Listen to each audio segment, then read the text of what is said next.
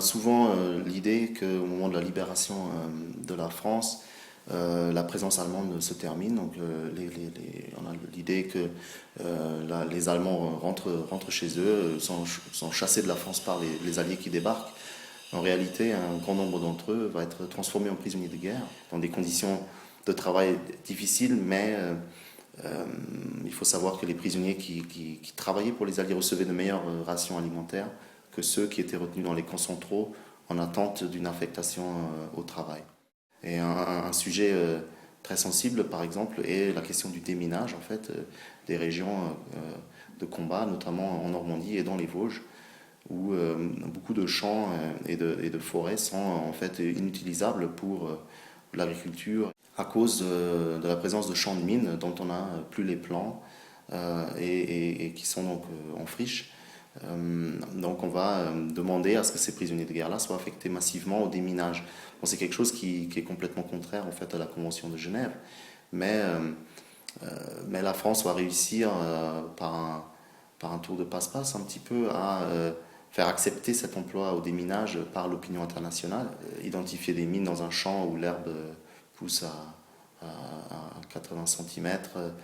c'est pas une tâche aisée. Et il y aura beaucoup d'accidents mortels parmi ces prisonniers de guerre-là. En voyant ces prisonniers de guerre travaillant pour les Alliés, donc en France, on commence à s'intéresser aussi à cette main-d'œuvre potentielle qui est présente en grand nombre. En France, on va demander de plus en plus fortement à ce que ces prisonniers de guerre soient enfin, après la fin de la guerre, transférés aux autorités françaises pour un emploi au service de l'économie civile, que ce soit l'agriculture, l'industrie, les mines de charbon, les constructions de grands chantiers. Le général de Gaulle va réussir à obtenir le transfert d'un grand nombre de prisonniers de guerre qu'il va donc recevoir pour certains par camp entier. En fait, ce sera en quelque sorte un transfert clé en main d'un camp de prisonniers de guerre où d'un jour à l'autre va être enlevé le drapeau américain et ici le drapeau français, à la grande surprise des prisonniers de guerre qui n'en croyaient pas leurs yeux, puisqu'ils pensaient à un rapatriement prochain et qui là se retrouvent dans une situation très difficile moralement, puisque cela, dans leur imaginaire, recule en fait la date de rapatriement indéfiniment et aussi l'espoir de retrouver les leurs. Et les autorités françaises vont ensuite répartir ces prisonniers de guerre-là qui sont pour leur plupart concentrés dans les régions à forte implantation alliée, donc le nord de la France, la vallée du Rhône, pour ensuite les distribuer de façon plus ou moins équitable dans toutes les régions de France. Dans tous les départements, il y aura un dépôt de prisonniers de guerre allemands pour une mise à disposition de ces prisonniers, de cette main-d'œuvre, à l'économie civile, donc avec possibilité pour les entrepreneurs locaux de faire des demandes au camp de prisonniers de guerre pour obtenir de la main-d'œuvre selon leurs besoins. En fait, on va assister à un phénomène qui n'était pas attendu à cette époque-là, mais ça va être un rapprochement massif en fait entre Français et Allemands, puisque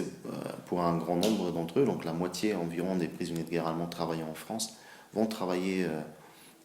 dans des fermes et souvent aussi dans des petites exploitations où ils vont bientôt avoir le même rôle que n'importe quel commis de ferme. Donc l'intégration des prisonniers allemands dans les fermes va se faire assez naturellement en fait.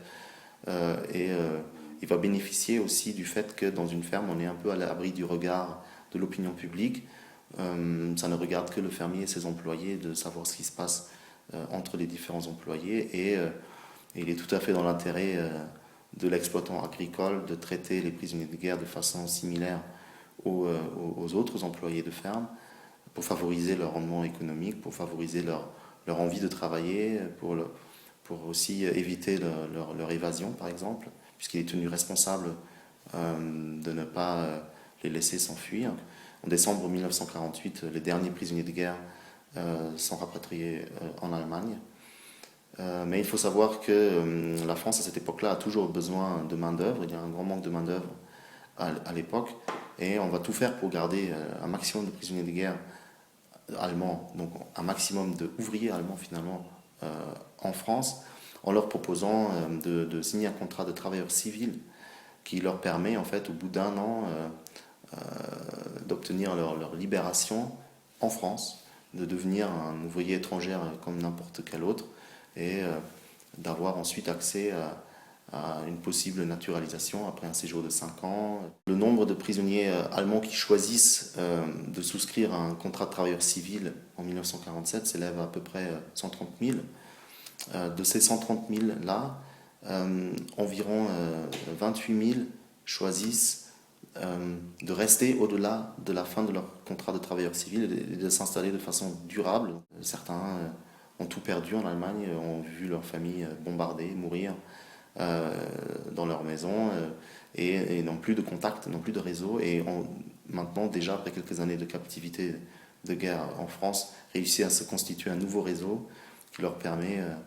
de voir un avenir plutôt en France qu'en Allemagne.